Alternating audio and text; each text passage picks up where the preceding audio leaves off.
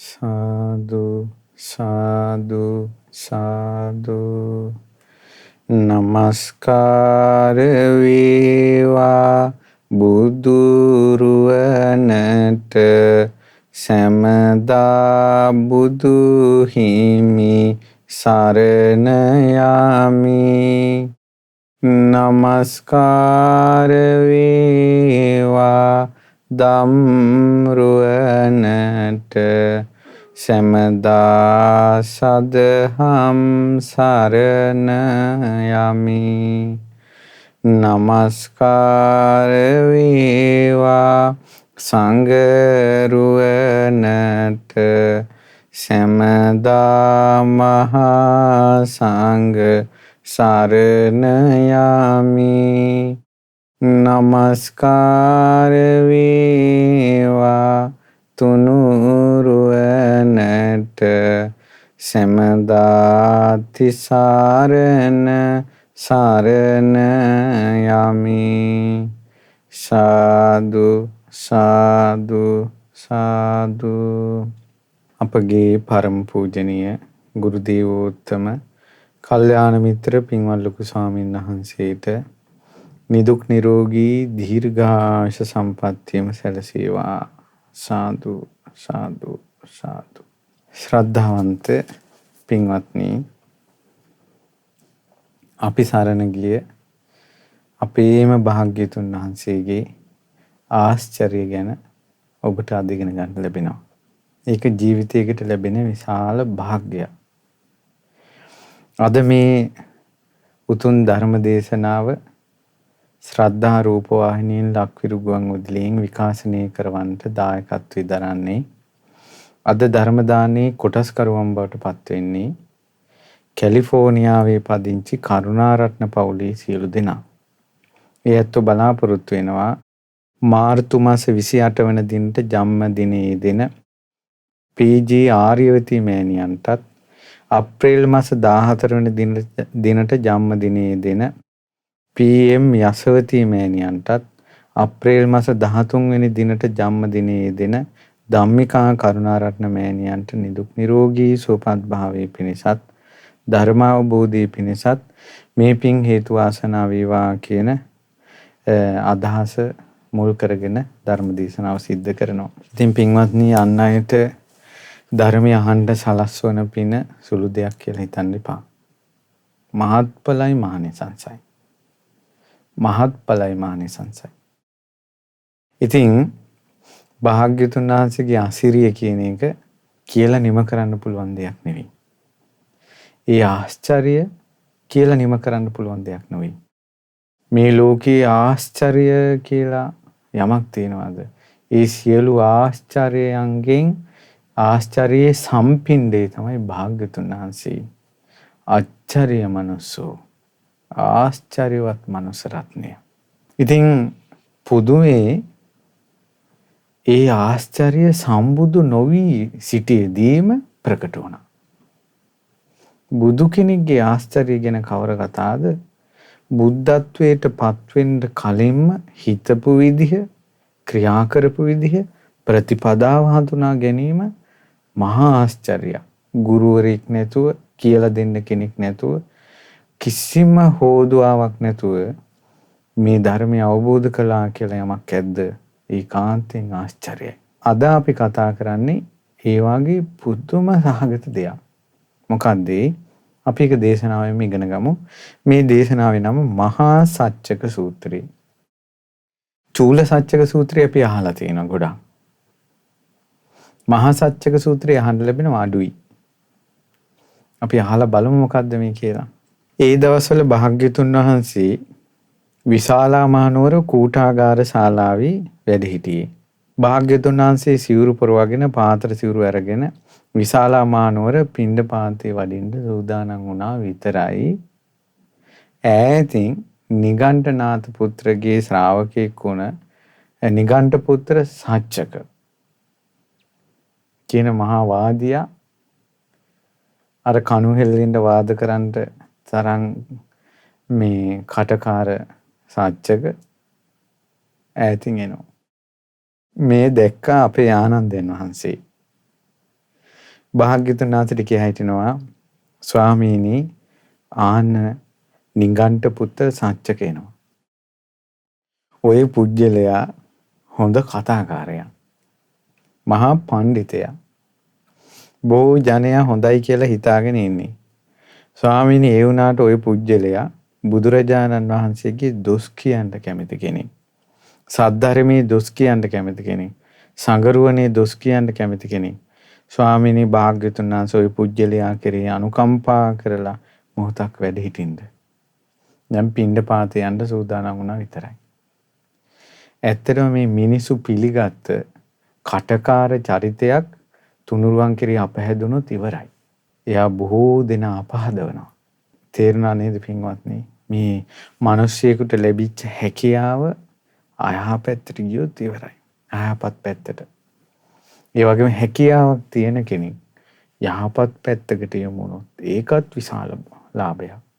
ඉතින් ලෝකයේ කෙරෙහි කාරුණික වූ මහා කරුණා නිධාන වූ ආශ්චර්ය මනුස්ස රත්නය වූ මගේ බුදුරජාණන් වහන්සේ කරුණාවෙන් වැඩ හිටියා. ඊට පස්සේ ඔන්න සච්චක භාග්‍යතුන් වහන්සේ වැඩ ඉනවා දැකලා ළඟට පැමිණියා. පැමිණලා භාග්‍යතුන් වහන්සේ පැත්තකින් සච්චක ඉඳගෙන බුදුරජාණන් වහන්සේගෙන් අහනවා බවක් ගෞතමයන් වහන්සේ මං කිව්වේ දැන් මේ සච්චකගේ ලොකුවට කතාවක්. මහා ඉහළින් කතාවක්. ගෞතමයන් වහන්සේ ඇතැන් සමන බ්‍රාහ්මණවරු ඉන්නවා ඒ අය කාය භාවනාවෙන් යුක්තයි. නමුත් චිත්ත භාවනාවෙන් යුක්ත නැහැ. බලන්න ඒ කාලේ මිනිස්සු කතා කරපු දේවල්. අද කාලේ මිනිස්සු සාමාන්‍ය මිනිස්යන්ගේ ව්‍යවහාරය මේවා තියෙනවද? මේ යුග දෙකේ වෙනස දැන් තේරෙන්නේ නැද්ද? ඉතින් කියනවා සමහර සමන බ්‍රාහ්මණවරු කාය භාවනාවෙන් යුක්තයි චිත්ත භාවනාවෙන් යුක්ත නැහැ. ස්වාමීනි ඒගොල්ලන්ට ශාරීරික දුක් වේදනා ලැබෙනවා. බවක් ගෞතමයන් වහන්සේ මේක සිද්ධ වෙච්ච දෙයක්. ශාරීරික දුක් වේදනා පීඩා විඳිනකොට කලවා තද වෙනවා. පපුව පැලෙනවා. කටින් උණුල එනවා. පිස්සු හැදෙනවා. සිහි විකල් වෙනවා. බවක් ගෞතමයන් වහන්සේ ඒ වෙලාවේ ඔහුගේ සිත තියෙන්නේ කයට අනුවයි. කයේ වසඟයටපත් වෙලා. ඇයි එහෙම වෙන්නේ? චිත්ත භාවනාව නැති නිසා. සිත දියුණු කළා නැහැ. එක එක කයට ලෙඩ රෝග පීඩා එනකොට පපුව පුපුරනවා පිස්සු හැදෙනවා. ඒ වෙන්නේ ඒ කයට හිත එකතු වුණා. කායික භාවනාව කළාට චිත්ත භාවනාව කළා නැහැ. කියලා මේක සත්‍යක කියන එක. ඇඟේ රෝගවලදී හිත විකල් වෙන්නේ කයෙන් භාවනා කළත් හිතෙන් භාවනා කරපු නැති නිසා කියලා සත්‍යක කිව්වා. කියනවා ගෞතමයන් වහන්සේ සමහර බ්‍රාහ්මණවරු ඉන්නවා චිත්ත භාවනාව යෙදී වාසය කරනවා කාය භාවනාව යෙදී වාසය කරන්නේ නැහැ.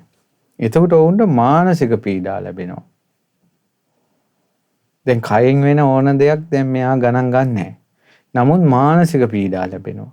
ඒ මානසික පීඩා එනකොට මෙයාට ඒක දරා ගන්න බැරුව පිස්සු හැදෙනවා.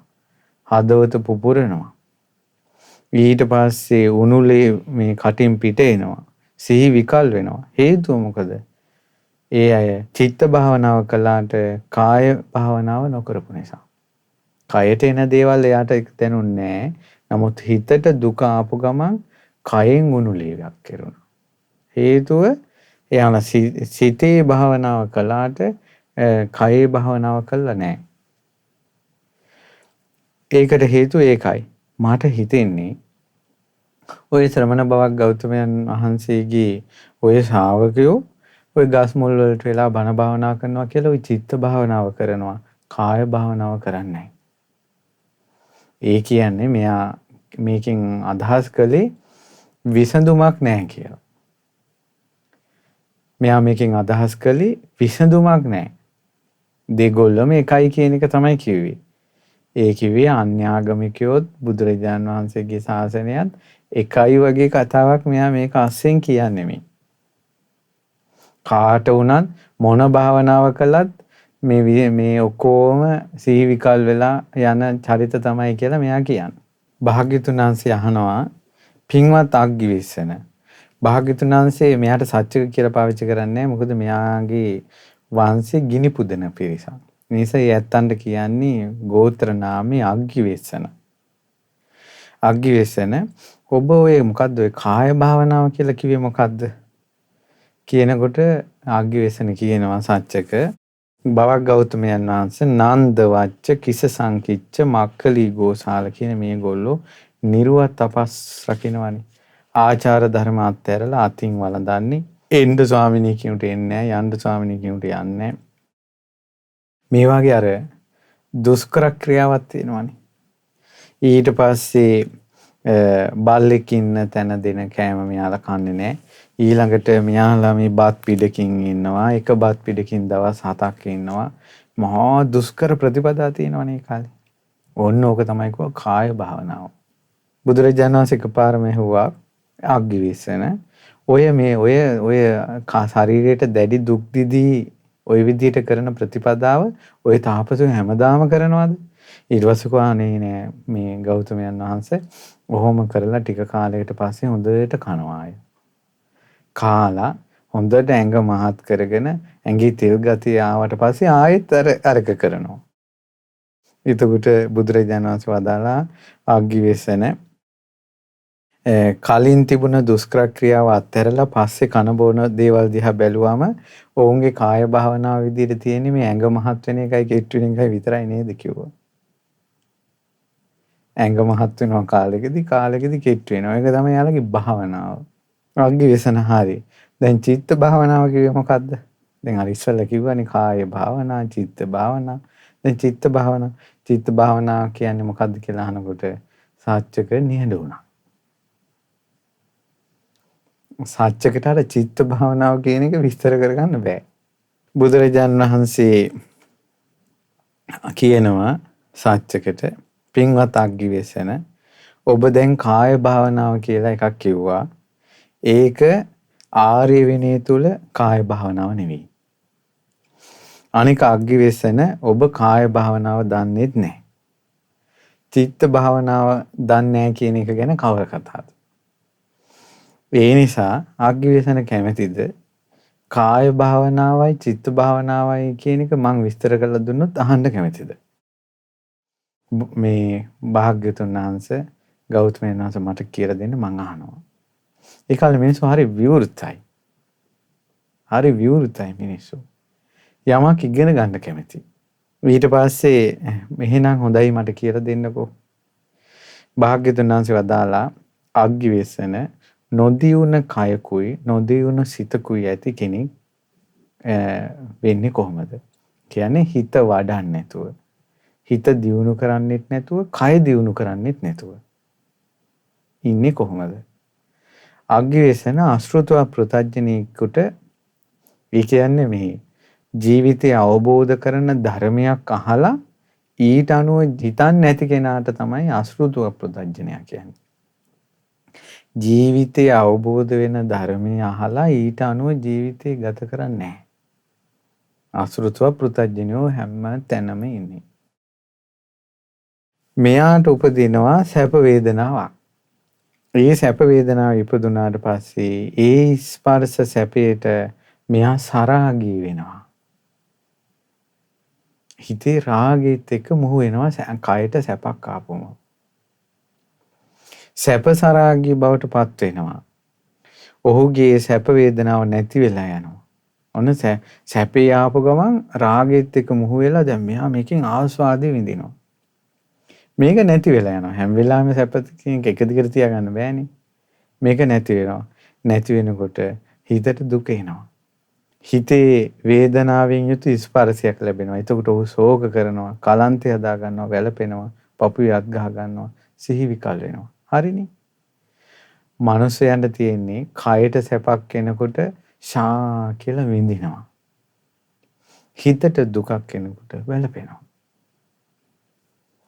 පින්වත් අග්ගිවේසන ඔහුට ලැබුණේ සැප වේදනාව ඔහුගේ සිත යට කරගෙන ගියේ කය දියුණු කරපු නැති නිසා, නොදියුණු කයක් තිබ්බ නිසා. දුක් වේදනාව වෙනකොට හිත යට කරගෙන ගියේ නොදියුණු හිතක් තිබ්බ නිසා. මේක පුදුම සාගත දෙයක්. මේ ලස්සන වචන දෙකක් තියෙනවා. ඒ තමයි සැපය එයා අල්ලන්නේ කායානුපස්සනාව නැති නිසා. දුකට හිත යට වෙන්නේ චිත්තානුපස්සනාව නැති නිසා. ඊට පස්සේ දේශනා කරනවා පින්වත් අග්ගිවේසන යම් කෙනෙකුට ওই දෙපැත්තෙන්ම වේදනා ලැබෙද්දී ඒ කියන්නේ නොවැඩුණ කය ඇති නිසා සැප වේදනාව සිත යට කර ගැනීමත් නොවැඩුණ සිත නිසා දුක් වේදනාව සිත යට කර ගැනීමක් ඇද්ද පින්වත් අග්ගිවේසන අභාවිත කයක් තියෙනවා අභාවිත සිතක් තියෙනවා කියන්නේ ඔකට. සැප වේදනාවට හිත යට කිරීමෙන් තේරෙන්නේ යාගේ කය කායානුපස්සනාවක් නැහැ. දුක් වේදනාවට හිත යට වෙනවා කියන එකෙන් තේරෙන්නේ යාගේ චිත්තානුපස්සනාව නැහැ. මිසක්කාර කන බොන දේවල් එක්ක නෙවෙයි. අග්ගිවේසන දියුණු කරපු කයක්, වඩපු කයක්, වඩපු හිතක් තියෙනවා කියලා කියන්නේ සුතවත් ආර්ය ශ්‍රාවකයාටත් සැප වේදනා එනවා. ඒ සුතවත් ආර්ය ශ්‍රාවකයාට සැප වේදනාව එද්දී සැප වේදනාව විඳිනකොට ඒකට සරාගී වෙන්නේ නැහැ. ඒ සැප ගැන සරාගී බවට පත් වෙන්නේ නැහැ. ඔහුගේ ඒ සැප වේදනාව නිරුද්ධ වෙලා යනවා. සැප වේදනාව නැති වෙලා දුක් වේදනාව උපදිනවා. ඔහු ඒ දුක් වේදනාව විඳිනකොට ශෝක වෙන්නේ නැහැ, කලන්තය හදාගන්නේ නැහැ, වැළපෙන්නේ නැහැ, පපුවට අත් ගන්නෑ නැහැ, සිහි විකල් කරගන්නේ නැහැ. ඒකට හේතුව අග්ගිවේසන උපන් සැප වේදනාව ඔහුගේ සිත යට කරන්නේ නැත්තේ ඔහුගේ කය දියුණු නිසා. ඒ කියන්නේ කායානුපස්සනාව යට තියෙනවා. උපන් වේදනාවෙන් ඔහුගේ සිත යට කරන්නේ නැත්තේ දියුණු කරපු සිතක් තියෙන කෙනා. මේ දෙපැත්තෙන්ම උපදින වේදනා. ඒ කියන්නේ කයට සැපක් එද්දී ඒ සැපට යට වෙන්නේ නැත්තේ හිතට දුකක් එද්දී ඒ දුකට හිත යට වෙන්නේ නැත්තේ කයේ භාවනාව, සිතේ භාවනාව තියෙන නිසා. ඔන්න ඔය විදිහට භාවිත කාය, භාවිත චිත්ත කියන දෙක තේරුම් ගන්න කිව්වා. බවක් ගෞතමයන් වහන්සේ මම බොහෝ පැහැදුනා. බවක් ගෞතමයන් වහන්සේට දියුණු කරපු කයකුත් තියෙනවා, දියුණු කරපු හිතකුත් තියෙනවා. මේ මිනිස්සේ ඇත්තටම පැහැදුනා. අරක කියනකොටම තේරුණා මේ කන බොන ඒවත් එක්ක නෙවෙයි තියෙන්නේ මේක කියලා. එකපාරම හිතුනේ දෙතිස් මහා පුරුෂ ලක්ෂණයන්ගෙන් සුසැඳි net සංගලේ කොනකවත් රෝම කූපයකවත් දුකක් නැති මගේ බුදුරජාණන් වහන්සේ දැක්කා. දැකලා හිතුණා ඔබ වහන්සේට නම් භාවිත කාය තියෙනවා, භාවිත චිත්ත තියෙනවා. බුදුරජාණන් වහන්සේ වදාලා ඒකාන්තයෙන් අග්ගිවේසන ඔබ විසින් කරුණු බලවත්වගෙන කියන්නේ ඔක හොඳටම හිතලම ඔබ කිව්වා භාග්‍යතුන් වහන්සේට භාවිත කයක් තියෙනවා, භාවිත සිතක් තියෙනවා කියලා. මම ඔබට කියන්නම්.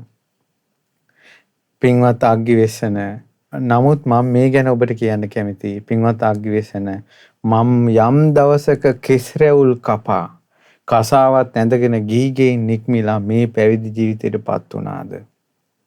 එදා ඉඳලා සැප වේදනාවක් විසින් මගේ සිත යටපත් කිරීමක් හෝ දුක් වේදනාව විසින් මගේ සිත යටපත් කිරීමක් හෝ සිද්ධ වුණේ නැහැ. ආශ්චර්යයි. සම්බුදු කෙනෙක් ගැන කවර කතාවද? සිදුහත් කුමාරයා කෙස් කපලා මංගල කඩුවෙන් කසාවත දරාගත්ත මොහොතේ ඉඳලා සැපෙන් හිත යට උනේත් නැහැ, දුකෙන් හිත යට උනේත් නැහැ කියන. පුදුමයි. පුදුම සහගතයි. අභිනිෂ්ක්‍රමණය කරන්නේම ශ්‍රුතවත් මහා ආර්යෝත්තමයන් වහන්සේ.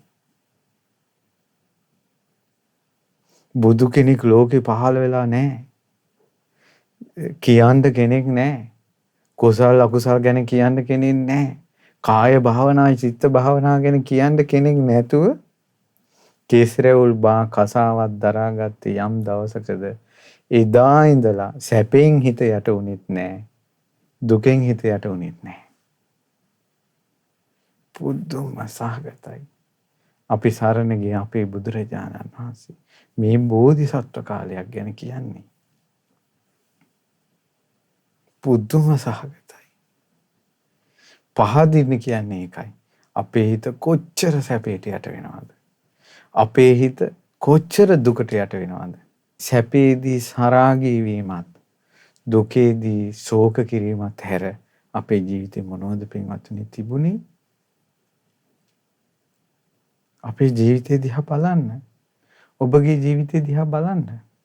සැපට ආස්වාද වෙනවා. දුකට ශෝක කරනවා.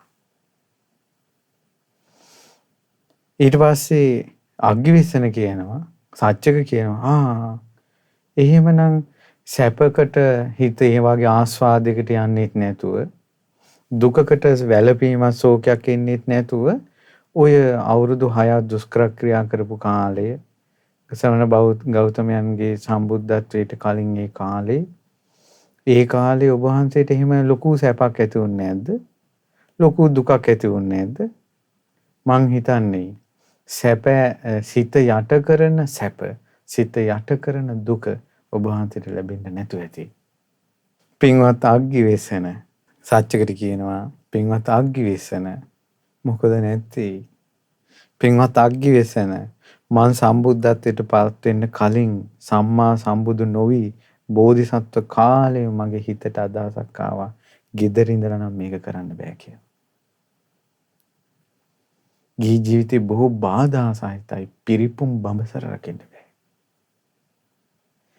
ආකාශයේ වගේ නිදහස් නිර්වුල් ඒ උතුම් පැවිද්ද මට වටිනවා කියලා. මං අම්මා තාත්තා අඬද්දී ඥාතීන් අඬද්දී කඳුළු සලද්දී මං කෙසරවුල් බාලා පැවිදි වුණ කෙනෙක්. පැවිදි වුණාට පස්සේ මං කිං කුසල ගවීසි. කුසල් කියන්නේ කුමක්ද කියලා මං සොයාගෙන ගියා. ආලාර කාලාම ළඟට ගිහිල්ලා මං ඒ ධර්මයේ හැසිරුණා. ආලාර කාලාම මාහට කියලා දුන්නා ආකින්චඤ්ඤායතන සමාධිය ගැන. මම මොහොතින් ඒ සමාධිය ඇල්ලුවා. ඊට පස්සේ ආලාර කාලාමගෙන් ඇහුවා මං ඔච්චරයිද දන්නේ? අනේ ඕ ඔච්චරයි දන්නේ. මම මේක අවබෝධ කළා කියන ආලාර කාලාම කිව්වා අපි දෙන්නගේම දැනුම සමානයි. අපි මේ පිරිස හදාගෙන ඉමු කියලා. මං හිව්වේ පිරිස නෙවෙයි. ජාති ජරා මරණ වලින් නිදහස් වෙන දෙයක්. අමා නිවන. මා සිව්දේ මෙතන නැති නිසා අග්ගිවිසන මං එතන අත්හැරියා. උද්දක රාම පුත්‍ර මුණ ගැහුණා. රාමපුත්‍ර උද්දකට ඒ රාමයෝ සමවැදුණු නේව සංඥා නා සංඥායතන සමාධිය කියලා තිබුණා. මං ඒ නේව සංඥා නා සංඥා සමාධියට සමවැදුණා. රාමපුත්‍ර උද්දක නේව සංඥා නා සංඥායතන සමාධියට සමවැදෙලා හිටියේ නෑ. තාත්තා තමයි සමවැදුනේ. රාමපුත්‍ර උද්දක කිව්වා අපි තාත්තා සමවැදුන සමාධියට ඔබ වහන්සේ සමවදිනවා. ඔබ වහන්සේ අපේ ගුරුවරයා කියලා. මම ගුරුවරයෙක් හොයාගෙන ගිය තැන ඔහු මගේ ශිෂ්‍යයා වෙලා මාව ගුරු තනතුරේ තිබ්බා. මම හැබැයි ඒව හොයාගෙන ගිය කෙනෙක් නෙවෙයි. නිවන සොයාගෙන ගිය කෙනෙක්. මං එතනත් අත්හැරියා.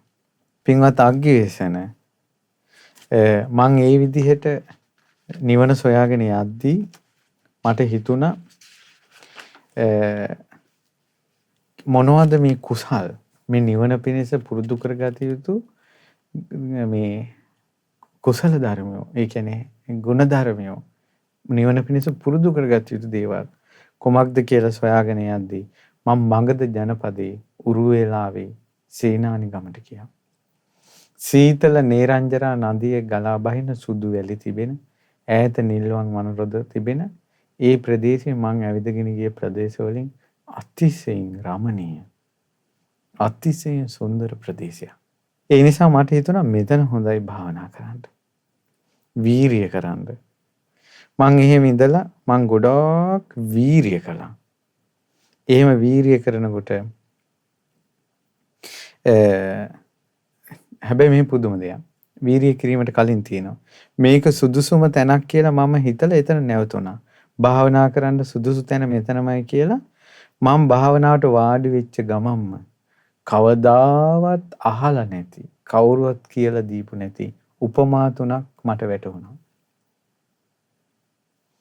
වීරිය කරන්න කලින්ම භාවනාවට ඉඳගත්ත ගමන්ම උපමා තුනක් හිතට ආවා.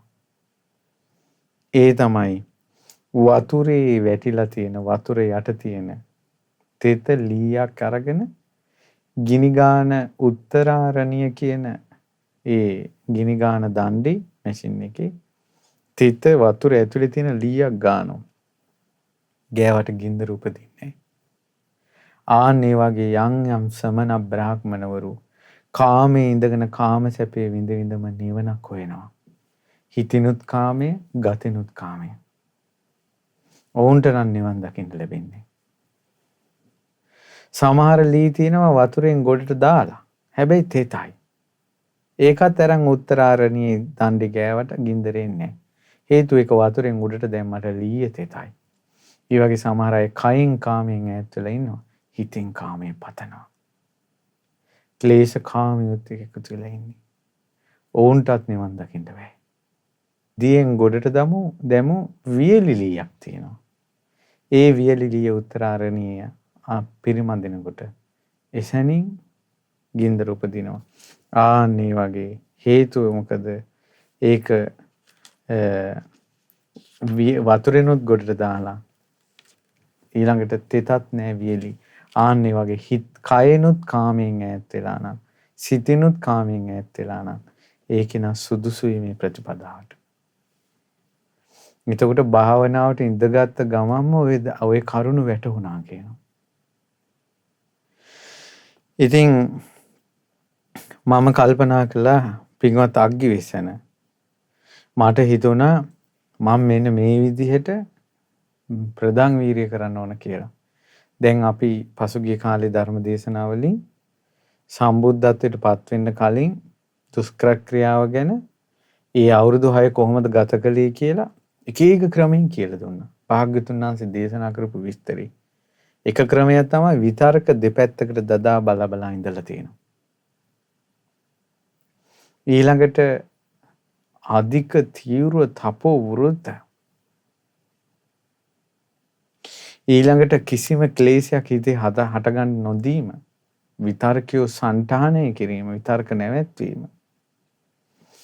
ඊළඟට දැන් මේ බලන්න දේශනා කරනවා ඒ අවුරුදු 6 ගත කර විදිහේ කියනවා අග්ගිවෙසන මට හිතුණා යටි තල්ලෙන් උඩු දත තද කරලා දිවෙන් තල්ල තද කරලා මගේ කුසල් සිතින් අකුසල් සිත පෙලන්ට ඕන, බලවත්ව පෙලන්ට ඕන, බලවත්ව තවන්ට ඕන කියලා.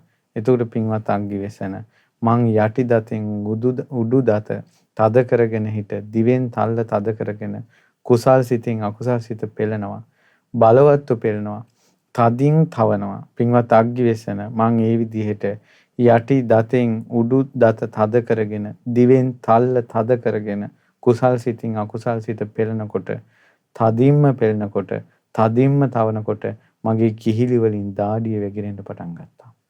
මට පුදුමයි මේ කාරණාව කියනකොට විතර්කය හිතට එන අකුසල් විතර්ක දුරු කරන ක්‍රම පහක් තියෙනවා. එකක් තමයි වෙන කුසල් සිතක් සිතන එක.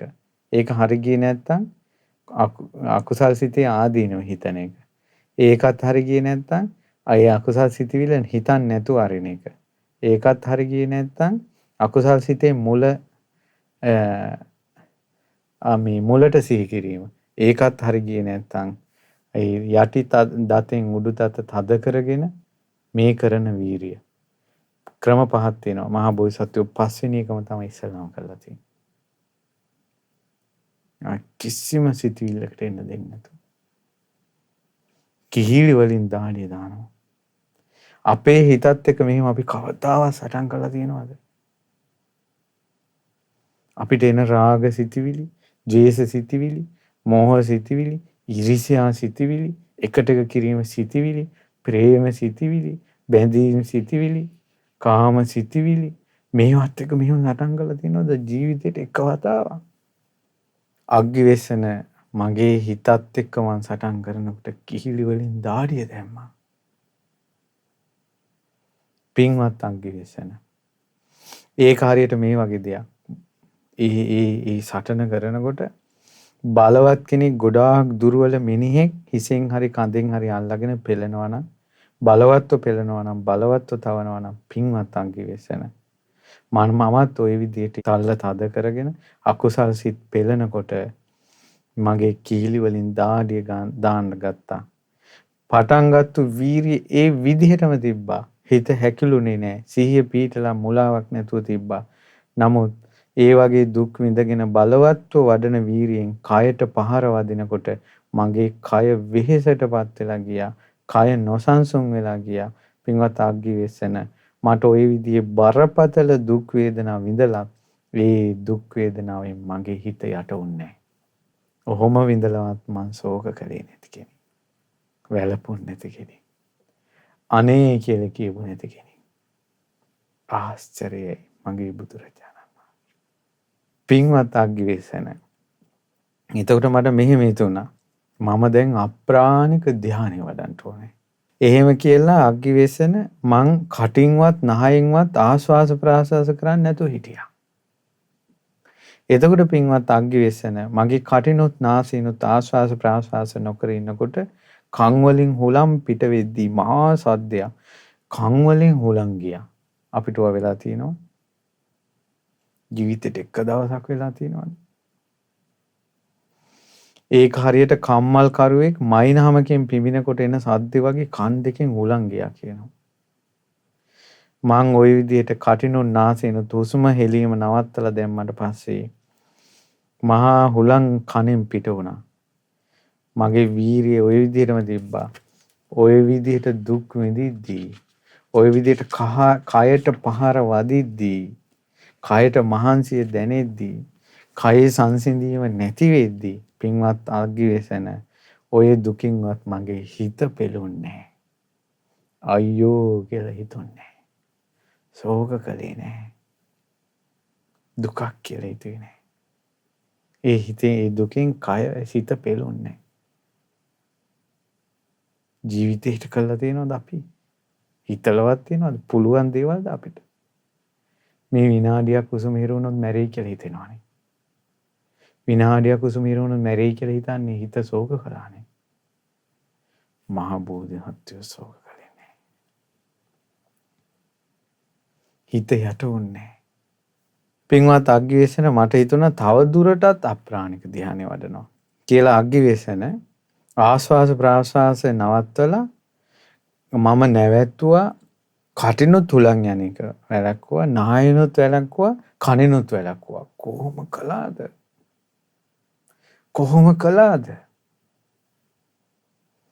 මං කටින් නාසයෙන් කන් වලින් ආශ්වාස ප්‍රාශ්වාස වළක්වලා අග්ගිවේසන මං ওই විදියට ඉන්නකොට මගේ වාතේ කිපිලා හිස් මුදුන පෙලන්න ගත්තා හරියට අග්ගිවේසන ශක්තිමත් පුරුෂයෙක් තියුණු උලක් අරන් ඔලුවට ගහගෙන යන්නේ. ඒ වගේ තමයි කටිනුත් නාසයෙන්ුත් කන් වලිනුත් හුලං ගන්න නැතුව පිට කරන්න නැතුව තියෙනකොට මගේ කය ওই විදිහට බලවත්ව පෙරුණා. ඒත් අග්ගිවේසන මගේ හිත යට වුණේ. ශෝක කළේ නැහැ. අයියෝ කියලා හිතුන්නේ. අනේ කියලා හිතුන්නේ. කේන්දිරිලි නැහැ. මහා බෝධිසත්ව අග්ගිවේසන. එතකොට මට හිතුණා මං තව දුරටත් අප්‍රාණික ධානය වඩනවා. කියලා පින්වත් අග්ගිවේසන කටිනුත් නාසයෙන්ුත් කන් වලිනුත් ආශ්වාස ප්‍රාශ්වාස වළක්වලා ඉන්නකොට මං පුදුමාකාර විදිහේ මට ඔළුවේ කැක්කුමක් හටගත්තා. පින්වත් අග්ගිවේසන ඒක මේ වගේ දෙයක්. ශක්තිමත් මිනිසෙක් ලොකු ලණුවක් අරගෙන ඔළුවට තදට හිර වෙන්න ඔතලා තද කරනවා වගේ ඔළුවට උතලා තද කරගෙන දෙපැත්තෙන් අදිනවා වගේ ලොකු වේදනාවක් හිස පුපුරන වේදනාවක් ආවා. ඒත් කය ওই විදිහට විඳවද්දී හිතට ශෝකය ආවේ නැහැ. හිත යට වුණේ. අග්ගිවේසන මට හිතුණා තවත් දුරට අප්‍රාණික ධානය වඩනවා. කයනොත් නාසයෙන්ුත් කටිනුත් කන් වලිනුත් ආශ්වාස ප්‍රාශ්වාස වළක්වලා ඉන්නකොට බඩ ඇතුලේ වාතය කිපුණා. දැන් එකක් ඉවරුනට එකක් නෙමෙයි මේ ඔක්කොම එකට එනවා. බඩ ඇතුලේ වාතය කිපුණා. පින්වත් අග්ගිවේසන හරක් මරන මිනිහෙක් හරි ගෝලෙක් හරි තීනු ආයුධයක් අරන් හරකගේ බඩ කපද්දී හරකට යම් වේදනාවක් දැනෙනවා කියලා හිතන්න. ඒ වගේ වේදනාවක් අග්ගිවේසන මට ආවා. මම වීරිය නතර කළේ නැහැ. පටන් ගන්නකොට තිබ්බ වීරිය මැදක් තියෙනවා අවසානයේ තියෙනවා. ඒ විදියට වීරිය කළ කය වෙහෙසෙද්දි පෙලෙද්දින්වත් මගේ හිත නම් යට වුණේ නැහැ. ශෝක කළේ නැහැ. අනේ කියලා නැහැ. කේන්දිරි ගාලා නැහැ. සරණ යන්න පින්වතුනි මගේ බුදුරජාණන් වහන්සේ. ශාස්ත්‍රඥ වහන්සේ සරණ යන්න මේ බෝධිසත්ව කාලේ අපි කොච්චර කේන්දිරි ගාද ඉන්නේ. කොච්චර වැළපි දින්නේ. අනේ කියා දෙන්නේ. අපි සරණ ගිය ශාස්ත්‍රඥ වහන්සේගේ අසිරිමත් ජීවිතයේ දෙස බලන්න. පින්වත් අග්ගිවේසන මට හිතුණා තව දුරටත් අප්‍රාණක ධ්‍යානෙ වඩන්න ඕන. තව එක දිගට ආයෙ නතර කිරිලි නෑ. හුස්ම ගන්නලි නෑ. කයෙන් හුස්ම ගන්න මේ ඇත්තු කෝටියකගේ කාය ශක්තිය තියෙන කෙනෙක් කළා මිසක් වෙන කෙනෙක් නම් මැරිලා වැටෙනවා මොහොතින්. කටිනුත් නාසයෙන්ුත් කන් වලිනුත් හුස්ම ගන්නේ නැතකොට හෙලන්නේ නැතකොට පින්වත් අග්ගිවේසන මට ඇති වුණා මගේ කය පුදුම 1000ක් ගින්නක් දෙවිල්ලක්. ඒක හරියට ශක්තිමත් පුරුෂයෝ දෙන්නේ දුර්වල මිනිසෙක් අල්ලගෙන ගිහලා අඟුරු වලකට දානවා කියලා හිතන් රත් කරනවා කියලා හිතන් අඟුරු වලේ මේ වගේ මට ඉච්චර කායික දෙවිල්ලක් ආවා. ඒත් මගේ වීරිය මං අතෑරියේ නෑ. එක විදියටම හිත වීරිය සිහිය තිබ්බා. ශෝක කළේ නෑ. හිත යට වුන්නේ නෑ. අනේ කිව්වේ නෑ. කේන්දිරි ගෑවේ නෑ. පින්වත් අග්ගිවේසන එතකොට දෙවිවරු මාව දැකලා මෙහෙම කිව්වා. අයියෝ ශ්‍රමණ ගෞතමයන් වහන්සේ අපවත් වෙලා. සමහර දෙවිවරු කිව්වා නෑ ශ්‍රමණ ගෞතමයන් වහන්සේ අපවත් වෙලා නෑ. දැන් තව චුට්ටකින් අපවත් වෙයි. ඊට පස්සේ තව දෙවිවරු කිව්වා නෑ අපවත් වෙලා නෑ. ඔය රහත් වෙලා වෙන්න ඇති කියලා දෙවිවරු කිව්වා. එතකොට ඒ කියන්නේ ඒ බෝධිසත්වයන්ගේ ඒ ජීවිතේ මේ තියෙනවද නැද්ද කියලා දෙවි කෙනෙකුටවත් හිතන්න බෑ. ඊළඟට මේ මිනිස්සෙක්ද කියලා දෙවි කෙනෙකුටවත් හිතන්න බෑ. දෙවිවරු හිතුවා මේ රහත් වෙලා එක්කෝ. ඒ ලෝකේ මිනිස්සෙකුට හිතන්න බෑ මොකද්ද මේ කියලා. ඒකේ ස්වභාවයට කියන්න තියෙන අප්‍රාණක ධානය. අප්‍රාණකද මේ කොහොමද මේවා කළේ? කවුද කියලා දුන්නේ? මේ අකුසල් තවනවා. මේ ලෝකෙ කොහොමද අපි දන්නේ? දෙවි කෙනෙකු දෙවියෙක්වත් දන්නේ. ලෞතර සම්මා සම්බුද්ධත්වයට පත් වෙලා තමයි බුදුරජාණන් වහන්සේ තමයි ඒ ස්වභාවයට නමක් දැම්මේ අප්‍රාණක ධානය. කිසිම ලෝකෙ කිසිම යෝගියෙකුට කිසිම තාපසයෙකුට මෙවැනි තපසක් නැහැ. කරලා නැහැ. පින්වත් අග්ගිවේසන මට ඊට පස්සේ හිතුණා මං සම්පූර්ණයෙන් ආහාර නවත්තනවා. එහෙම හිතනකොට දෙවිවරු කිව්වා ඔව් එහෙම බෑ. ආහාර නැවැත්තුවොත් අපි ඕජාව ඇතුල් කරනවා ශරීරයට. ඒතර කල්පනා කළා එහෙම වුණොත් මගේ උත්සාහය අසාර්ථකයි කියලා මම හරි ආහාර ගන්නවා ඕජාව ඇතුල් කරන්න එපා කියලා දිවුරු වලක්වලා මම ආහාර ටික මිට ගානේ වගේ දාන ඉස්සලා ගත්තා. පස්සේ මුං ඇට වතුර, කොල්ලු වතුර, කඩල වතුර, මෑට වතුර වගේ ඔය වගේ දේවල් ගත්තා. ඉතින් මං ওই විදිහට ආහාර අඩු කළා ආහාර ඩිංගිත්තක් ගන්න පටන් ගන්නකොට මගේ ඇඟපත කෙට්ටු වෙන්න ගත්තා. අතපය ආසීතික කියන වැල් පුරුක් වගේ වුණා. කළු වැල් පුරුක් වගේ වුණා. ආහාර අඩුකමින් එහෙම වුණේ. මගේ තට්ටම ඔටුවෙකුගේ පාසටහන් වගේ වුණා. ආහාර අඩුකම නිසා එහෙම වුණේ.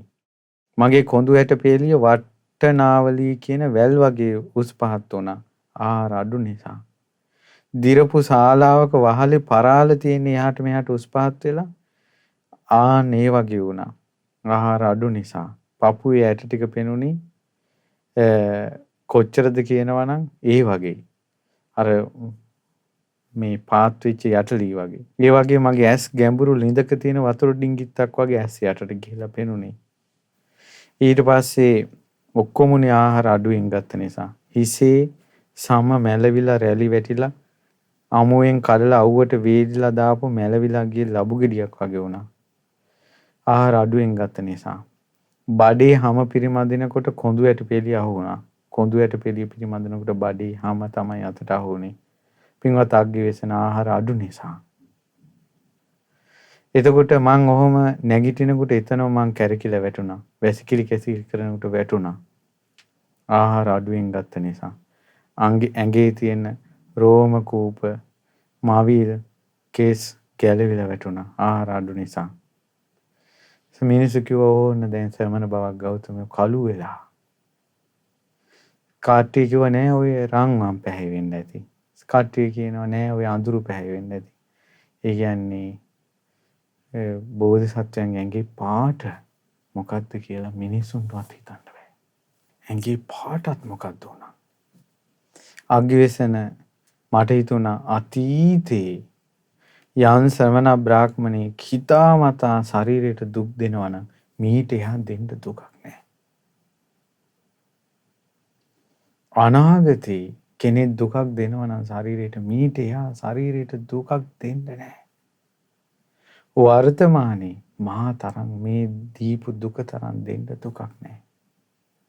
මෙහෙම ගිහිල්ලත් මට සත්‍ය අවබෝධ වුණේ මේ වෙනත් ක්‍රමයක් තියෙයි දෝ කියලා.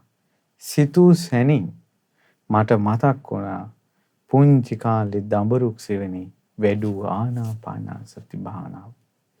මේ නිවනට මඟ දෝ කියලා සිතනකොට එසැනින්ම හිතේ පිහිටියා මේ තමයි ඒකාන්තයෙන් නිවනට මාවත කියලා. ආනාපාන සති.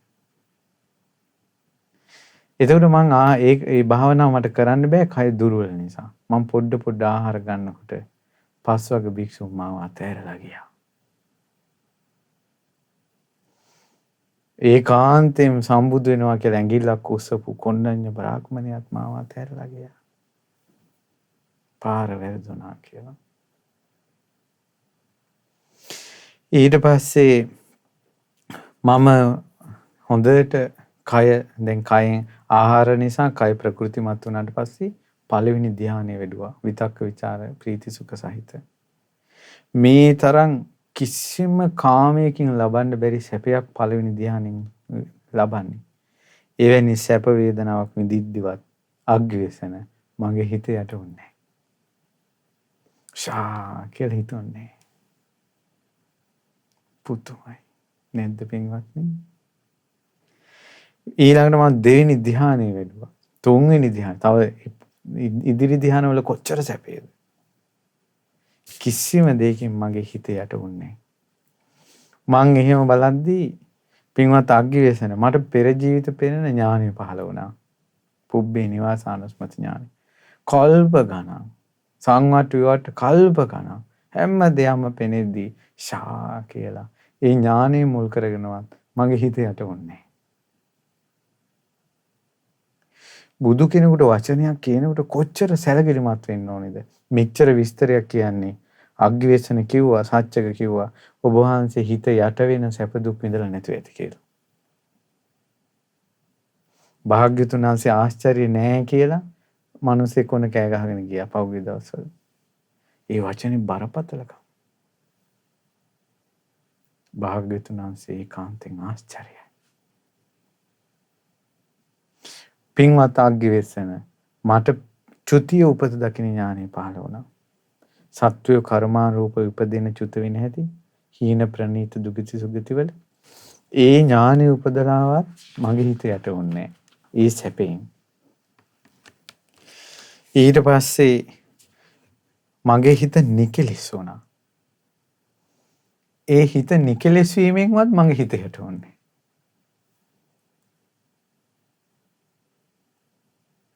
පුදුමයි. සමාධියක් නැති කෙනෙකුට සමාධියක් ඉපදුනාට පස්සේ කොච්චර මාර්ගඵල නොලැබූ කෙනෙක් මගඵල ලබනකොට කොච්චර සැපයක්ද? මහා බෝධිසත්වෝ ලෝතර සම්බුදු බවට පැමිණිලාවත් හිත යටවන්නේ. මේසා මහත් සැප වේදනාවකටවත් මගේ හිත යට කරලා දාන්න බැරි වුණා. පින්වත් අග්ගිවේසන පුදුම නැද්ද? පින්වත් අග්ගිවේසන නොඑක් සිය ගණන් පිරිසට මම බණ කියලා තියෙනවා මට මතකයි. ඒත් එක එක්කෙනාට මං ගැන හිතෙන්නේ මෙහෙමයි. ශ්‍රමණ ගෞතමයන් වහන්සේ ওই බණ ටික වදාළේ මං වෙනුවෙන්මයි. බුදුරජාණන් වහන්සේ මටමයි ওই බණ කිව්වේ කියලා හිතෙනවා. ඔක්කොටම හිතෙන්නේ එහෙම. පින්වත් අග්ගිවේසන ඔබ ওই විදිහට දැනගන්න ඕනේ. ඔබ මේ විදිහට දැනගන්න. තථාගතයන් වහන්සේ අනුන්ට අවබෝධය ඇති කර දීම පිණිසමයි දාම් දෙසන්නේ. වෙන හේතුවක් නැහැ. පින්වත් අග්ගිවේසන මේ ධර්මයේ දේශනා කරලා අවසන් වෙනවත් එක්කම මං කලින් හිටපු සමාධි නිමිත්තටම සිත ගන්නවා. ඒකෙම හිත පිහිටනවා. එකඟ කරනවා. සමාහිත කරනවා. මං ওই විදිහට තමයි හැම තිස්සෙම ඉන්නේ. සමාධියත් එක්ක. බණක් කියලා මිනිසුන්ගේ ප්‍රතිචාරය බලාපොරොත්තු වෙන්නේ. කරුණාවෙන් ධර්මයේ දේශනා කරනවා. බණ කියලා ඉවරිච්ච ගමන් පුරාණ සමාධියටම හිත ගන්න. ඒ නිසා කොහොමදත් හිත කුමකින් යට වෙන්නද? කරුණාවෙන් අන් අයගේ අවබෝධයේ පිණිසම අනේ මේ අය මේක වටහා ගනිත්වා කියන කරුණාවෙන් දහම් දේශන නිසාම අන් අයට හිතෙනවා මට මේ කියන්නේ කියලා. ඊට පස්සේ අග්ගිවේසන කියනවා සත්‍ය කියනවා අම්මෝ ඔබ වහන්සේ නම් සම්මා සම්බුදු කෙනෙක්ම තමයි. ඊට පස්සේ මෙයා දැන් මොකටද මෙයා මිත්‍යා දෘෂ්ටික මිනිසයානේ. මෙයා එකපාරම ඔබ වහන්සේ දවල් නේම හැතපෙනවද? දැන් මේක ASCII අහක යන කතාවක් ආවා. ඔබ වහන්සේ නම් සම්මා සම්බුදු කෙනෙක්. ඒත් ඔබ වහන්සේ දවල් හැතපෙනවද? ඊට පස්සේ කියනවා ඔව් අග්ගිවේසන මට මතකයි. පායන කාලේ අන්තිම මාසයේදී පිණ්ඩ පාත කරගෙන දානේ වැළඳුවට පස්සේ දෙපොට සිවුර හතරට නමලා සකස් කරගත් ආසනිය මත දකුණු ඇලියට හැරිලා සීනුවණින් ටිකක් සැතපෙනවා මට මතකයි මං එහෙම සැතපෙලා තියෙනවා. බවක් ගෞතමයන් වහන්සේ සමන බ්‍රාහ්මණවරු ඔය කියන්නේ නිදා ගන්නවා කියන්නේ මුලාවටපත් වුණා කියන එකනේ. ඊට පස්සේ කියනවා නෑ අග්ගිවේසන. කෙනෙක් ඔච්චරකින් මුලා නිදාගත්ත පමණින් මුලා වුණාද? ඇහැරලා ඉන්න නිසා මුලාව නැද්ද කියලා ඕම හොයන්න බෑ. පින්වත් අග්ගිවේසන ඔය මුලා වෙන්නේ කොහොමද නැත්තේ කොහොමද කියලා දෙන්න අහන්න පුළුවන්ද එහෙම? ස්වාමීනි කියලා දෙන්න. කියනවා පින්වත් අග්ගිවේසන යම් කෙනෙකුට සිත කිලිටු කළන ආශ්‍රව තියෙනවනම් දුක් විපාක ඇති පීඩා ඇති පුනර්භවය හදන නැවත නැවත ඉපදීමත් ජරා මරණත් හදන ආශ්‍රව ප්‍රහීන වෙලා නැත්තම් ආනේ කෙනාටයි මුලා වෙනවා කියන්නේ. හිතේ කෙලෙස් තියෙන එකට තමයි මුලා වුණා කියන්නේ. හිතේ කෙලෙස් නැත්තම් එයාට මුලා වෙන්නේ නැහැ කියනවා. මිසක් මේ නිදා ගන්න එක නෙවෙයි. රහතන් වහන්සේලා මුළු ජීවිත කාලෙම නිදාගෙන හිටියත් උන්වහන්සේලාට මුලාවක් නැහැ. කෙලෙස් නැහැ. කෙලෙස් තියෙන සත්වයෝ මුළු ජීවිත කාලෙම ඇහැරිලා හිටියත් ඔවුන් මුලාවෙන් නිදහස් වෙන්නේ. පින්වත් අග්ගිවේසන ඒක මේ වගේ දෙයක්. තල් ගහක කරටිය කැඩුනට පස්සේ ඒක ආයෙත් පැලවෙනවා කියන එක සිද්ධ වෙන්නේ නැහනේ. ආන් ඒ වගේ තමයි සිත කිලිටු කරන ආශ්‍රව තියෙනවා නම් ඒ දුක් විපාක දෙන පීඩා ලබා දෙන පුනර්භවය ඇති කරන ජාති ජරා මරණ හට ගන්න ඒවා සිඳිලා තල් ගහක කරටිය වගේ කැඩිලා තියෙන්නේ. අභාවයටපත් වෙලා තියෙන්නේ. ආයෙ කවදාවත් හටගන්නේ. ඊට පස්සේ සාච්චක කියනවා පුදුමයි. ආචාර්යම් බහන්තේ අద్භූතම් බහන්තේ මේ බුදුරජාණන් වහන්සේ ඉස්තරහ කියන්නේ ආශ්චර්ය අద్භූතයි. නෑ නෑ අග්ගිවේසන එහෙම නෑ කියලා කියන්නේ නෑනේ භාග්‍යතුන් වහන්සේ. අග්ගිවේසන කියනවා සාච්චක කියනවා ස්වාමීනි ආශ්චර්යයි අద్භූතයි. ඔබ වහන්සේ මම මොනවද කියන්නේ? කියන දේට අර්ථය ඉස්මතු කරනවා. මුවමඩ ලස්සනයි. කාරුණිකයි. ඔබ වහන්සේ හරියම ලස්සන කෙනෙක්. ලස්සනට විස්තර කරන කෙනෙක්. හිත පැහැදෙනවා. ඔබ වහන්සේ නම් සම්මා සම්බුදු කෙනෙක්ම තමයි. බුදුවරුවම තමයි. මට මතක් වෙන්නේ ශ්‍රමණ බවක් ගෞතමයන් වහන්සේ මට මතක් වෙන්නේ පූර්ණ කාශ්‍යපත් එක්ක මම ගියා පොඩ්ඩක් කතා කරන්න. එක වචනයයි ඇවි මේ මනුස්සයා මාත් එක්ක තරහ යනම් බැන්න මට කිව්වා. ඉතින් එයාට කතා කරගන්න බැරි වුණා කාල ගෝට්ටියකින් ඉවර වුණා. ඊට පස්සේ මට හිතුණා මේ මං යන්න ඕන මක්කලි ගෝසාලත් එක්ක කතා කරන්න. දැන් මේ සාච්චකයා කී දෙනෙක් එක වාද කරලාද මේ බුදුරජාණන් වහන්සේ ළඟට එන්නේ? සාච්චකට පුදුමයි. යන්න තරින් බයිනවා සාච්චකට. වෙන එකක් ඇදලා කාලගොටියක් ඇදලා වරෙව් ගහපියව පොල්ලකින් තීලා පන්නපියව මේ සාච්චකයා කියලා තමයි රණ්ඩු වෙන්නේ. ඒ තැනක භාග්‍යවතුන් වහන්සේ පිපුණ නෙළුමක් වගේ. වලාකුළු නැති ආසි සඳ මඳලා වගේ. කිසි දුකක් නැති, කෙලෙස් නැති හිතෙන් අර්ථය ඉස්මතු කර කර මහා කරුණාවෙන් දහම් දේශනකොට සත්‍යකට එක අදාහ ගන්න බෑ. සත්‍යකට හිතුණා කියනවා ස්වාමීනි ගෞතමයන් වහන්සේ මං කරුණ අවුස්සා ප්‍රශ්න කරද්දී ගෞතමයන් වහන්සේ හරි හොඳට ඒවා විස්තර කරලා දෙනකොට ওই රත්තරම් පාට සම තව තවත් බබලනවා. මෝහ මණ්ඩල තව තවත් ලස්සන වෙනවා. අරහත් සම්මා සම්බුදුරජාණන් වහන්සේ නමක් වගේමයි ඔබ වහන්සේ බුදු කෙනෙක්. එහෙනම් අපි දැන් යන්නම් කියලා පිටත් වුණා. හොඳයි මේ සත්‍යක මේ අග්ගවේසනක යන්න කිව්වා.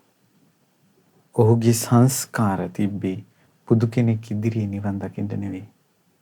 හැබැයි ශාස්ත්‍රුන් වහන්සේ සමග කරපු දහම් සාකච්ඡාව පස්සේ කාලේ විපාක දුන්නා. අවුරුදු 200 ගානකට පස්සේ ලංකාවේ ඉපදුනා කළු බුද්ධ රක්කිත කියලා. ඇමති පවුලක ඉපදුනේ. පැවිදි වෙලා ඒ උත්තමයා තමයි කළු බුද්ධ රක්කිත මහරහතන් වහන්සේ.